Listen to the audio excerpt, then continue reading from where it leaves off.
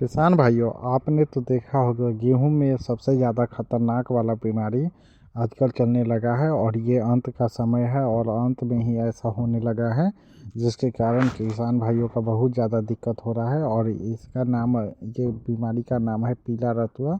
ये आपको पहचानने का हम बताएंगे, क्योंकि अभी फसल के दौरान हल्की वर्षा और उच्च ठंड होने के कारण ऐसा संक्रमण पूरी तेज़ी से फैल रहा है।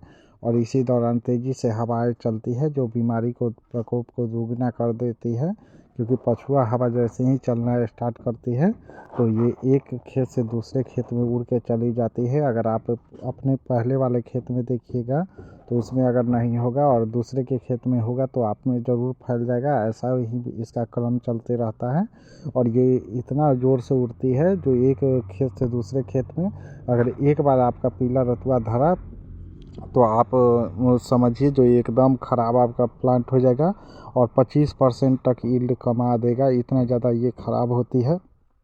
और प्रारंभिक ऊपरी सतह पे पीले रंग के छोटे छोटे धब्बे दिखाई देंगे। इस रोग के शुरुआती लक्षण है और धब्बे पाउडर नुमा धारियाँ में तब्दील हो जाती है और छूने पे पीले रंग का पाउडर जैसे ही हाथ में लग गया तो आप समझ जाइए जो पीला रतुआ एकदम धर लिया। अब आपका खेत को कुछ जो फंगिसाइड है वही बचा सकता है, नहीं तो आपका खेत को कोई नहीं बचा सकता है। और ये इतना ज़्यादा स्वस्थ पौधे पे फैलता है जो वो अपना संक्रमण के हिसाब से ही वो सूखना स्टार्ट कर देता है। झंडा पत्ती भी ख़राब हो जाता है, सारा पत्ती ख़राब हो जाता है और आप एक तरह से समझिए जो प्लांट को ही ख़राब कर देता है। लेकिन एक पीला कारण कम तापमान होने के कारण भी आजकल होने लगा है। ऐसा भी देखा गया है जो कम तापमान आया है तो उसमें भी वो पीला देखा जा रहा है। मतलब वो तो आप देख लीजिएगा, हाथ में अगर ऐसे करके लगा तो आप देखिएगा पाउडर नुमा कुछ लग गया तो आप समझ जाइए जो पीला रतुआ एकदम लग गया है, जो कि आपके लिए बहुत है। सबसे ज़्यादा ये पछिया हवा के ऊपर से ही, मतलब ऊपर हवा चलने लगती है और वही पूरा एरिया में फैलाने लगती है। दूसरे के खेत में अगर आप देख रहे हैं और वो आप देखिएगा जो आप उसके खेत में है, हम अपना में क्या करें उसी में आपके खेत में भी फैल जाएगा। और इसका बचाव भी है और इसका बहुत सारा दवा इसके रूप में आता है।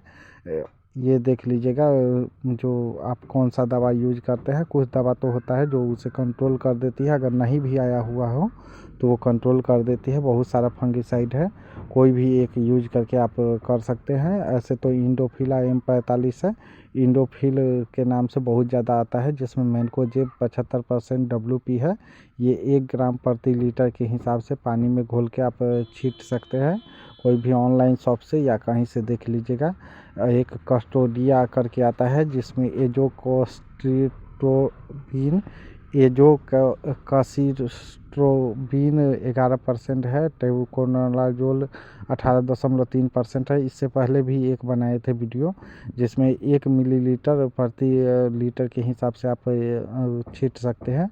और एक टेबुकोनाजोल है और ट्राइरोफ्लोरोएस्ट्रोबिन है जो 75% WBG के हिसाब से आता है, जो इसका आधा ग्राम आप प्रति लीटर के हिसाब से छीट सकते हैं। एमिस्टाटॉप जो है इसमें एजिकोएस्ट्रोबिन और डिफोनोकोनाजोल जो है 1 मिलीलीटर प्रति पानी के हिसाब से छीट सकते हैं।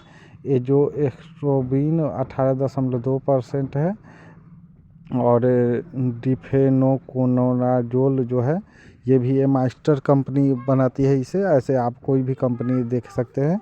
एमास्टर कीटनाशी जो होता है इसका अलग एक आता है, टॉप अलग आता है, एमिस्टर अलग आता है। इसका दोनों का देख लीजिएगा। सिंजेंटा ग्लोइट करके आता है जिसको मेप्रोपेकोनाजोल होता है 13.9% और डिफेनोकोनाजोल जो होता है वो 13.9% इसी में आता है।